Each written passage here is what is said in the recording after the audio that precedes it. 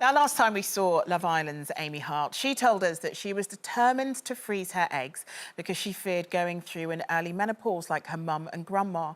And it's not been an easy ride with disappointment along the way. Let's take a look at her journey so far. There's a train in 20 minutes that I'm going to try and get at 6:05, so then I can walk from Victoria to Harley Street. 9 follicles on one side and 10 follicles on the other side, which is good. It's like good for egg production. My first injection. Okay. Just been for my scan and they have done my follicles, and there's one really big follicle and the others are quite small. If we go ahead on Thursday, they think I'm going to get between 3 and 5 eggs. I should be getting between 5 and 10. I think go again. Yeah, just leave it this time. Yeah. I'm not over the moon about having to start again, but it is what it is at the end of the day. So today is the day of the egg collection. Basically, they're going to put me under sedation, take the eggs out, and then I should know by the end of the day how many I've got. Amy, I don't know, I felt a bit emotional watching that, really. It feels like... I haven't watched it back properly, and I feel a bit emotional watching it, just because it's been since like New Year's Eve. Well, it hasn't. It's been obviously since like last year. But yeah, watching it all cut together, a little super cut. It's weird. But then the big question, of course, is Monday afternoon you would have found out if it was successful. So what happened? So I've got 5 in the freezer. Oh. And then they managed to grab another 4 more, which were a little bit on the small side. But if they progress in the next few days, then they'll be able to put those in the freezer as well. Oh, Amy, you must be so relieved.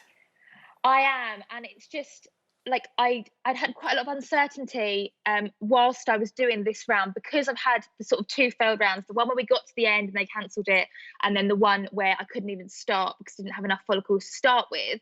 This is obviously 3rd time, and people kept saying to me, well, what are you going to do if this one doesn't work? And I was like, I don't know. So now it has worked. I'm like, and breathe. Amy, a lot of people watching this will say, she's only in her late 20s. Why is she doing this now? So just give us a little bit of an idea of why you are doing this. Okay, so my mum and my nan and my auntie all had their children by the time they were 25, and all went through the menopause in their early 40s, so 41, 42. I went for a fertility MOT, and sort of all the results showed that I'm sort of heading for that sort of same timeline. My eggs now are obviously a better quality than they will be in a year, 2 years, 3 years. I would have loved to have frozen earlier, but unfortunately the legislation at the moment is that they can only be frozen for 10 years. So you've got to get it right in that you get the better quality eggs to freeze, but then you don't sell yourself short for how long you can use them for. My friend's just donated at age 22 and she got 21 eggs. But obviously if she was using them for herself, she'd have to use them all by the time she was 32. Amy, I understand all the reasons that you've given, but you are a most beautiful girl, and undoubtedly you will meet somebody you fall in love with and get married. So at the moment, and has there been really a degree of panic about the whole thing? For me, it's sort of the complete opposite. I've always loved children. I definitely want to be a mum. And I think when I was dating in my early 20s, it was a big sort of panic for me. And then my mum said one day, well, I would never let you, miss out on it. So I would always support you if you had a baby on your own. And then because it was framed so positively from my mum, it's sort of like, well, it's fine because I'm going to do that anyway. So if I meet someone, amazing. But if not, then I can have a baby. And also, I think you can meet the love of your life at any time in your life. Unfortunately, your biological clock doesn't go on forever. So I do think, when you're in your late 20s and you're dating, your biological clock is getting louder and louder and louder. So you might potentially let some red flags slip past that you wouldn't normally, because there is that pressure that I need to have a child. So if I just have a baby anyway, then I can go on to meet the love of my life with no red flags. So with the process you've been through and the fact that you're happy to become, a solo mom, do you now feel really relieved and happier in yourself that the eggs are out and frozen? Yeah, it's not hanging over me anymore. And I just think that's done now. They're in the freezer. It's done. I now have the thing of, do I, it's like Ant and Dec, stay or play. Do I stay with my 5? or do I try and go again and get another 5 and maybe embryo those, and then so I've got 5 eggs and 5 embryos, because I'm never happy, am I?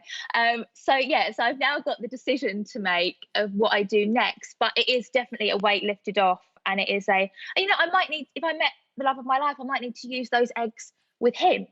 So it's just like a little insurance policy, a little safety net.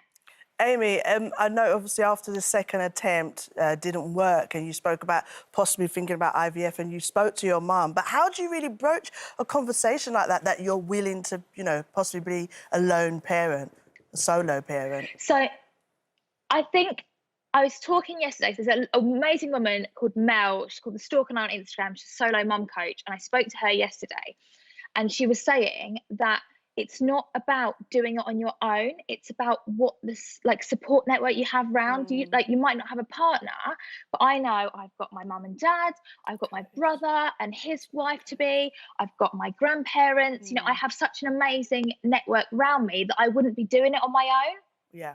So I'm swapping out one person for 6. If that makes sense. Yeah. I hear you. And what about, we're nearly out of time, but I just wanted to ask you very quickly about what we were talking about in part 1, which is about sort of the safety of women on our streets. Is that something that your mum has instilled in you, sort of like a checklist of what to do and not to do? Yes, because I always think I'm a bit invincible, which is really bad. And I've just bought a new house, and it's a 10-minute walk from the train station. And my mum, people are saying to mum, oh, isn't it brilliant that Amy's bought a house? And first thing she says, yeah, but I'm so worried that one night she's going to get off that train, there's going to be no taxis there, and she'll be like, oh, I'll just walk home because it's 10 minutes. So she's really drumming that into me already. Like, when you get your new house, you do not walk home from the station. And I would carry my keys. And my mum gets worried about me walking across the car park in the train station. So I'm not really sure Amy, what I'm supposed to do. Before we let you go, obviously I always get the juice, and I, heard that through the grapevine that you and Curtis are, speaking again on good terms.